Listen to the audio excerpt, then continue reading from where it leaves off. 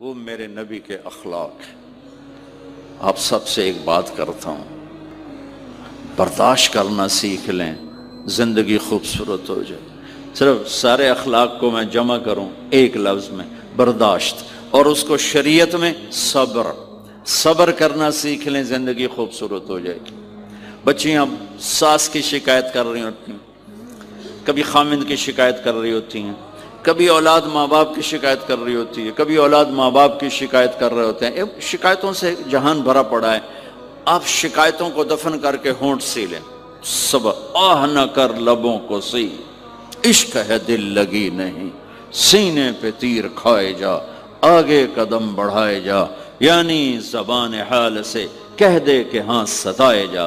جو ستاتا ہے چپ ہو جاؤ، جو ستاتا ہے چپ ہو جاؤ۔ اللہ کی قسم آپ ایسی طاقت بنو گے کہ پہاڑ بھی راستہ دیں گے۔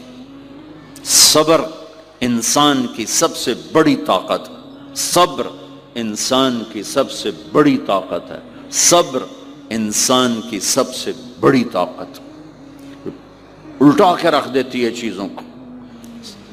چپ رہنا سیکھ، خاموش رہنا سیکھ، درگزر کرنا سیکھ، تو آپ دیکھیں گے آپ کی زندگی میں کتنا حسن آتا ہے، کتنی زندگی میں مٹھاس پیدا ہوتی ہے۔ غصہ نکال دینا وقتی ایک راحت ہوتی ہے، اور پھر شرمندگی اور ندامت کے سوا کچھ نہیں ہوتا۔ اور پی جانا، سہ جانا، یہ آپ کو ایک عظیم و شان ہستی بنا دے گا۔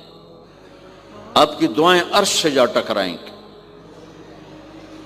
چپ رہنا ان بچوں کو سکھائیں، خاص طور پر اپنی بیٹیوں کو چپ رہنا سکھائیں کہ میں دکھ سے کہتا ہوں میرے دیس کا سسرالی معاشرہ ظالم ہے، ظالم ہے، ظالم ہے۔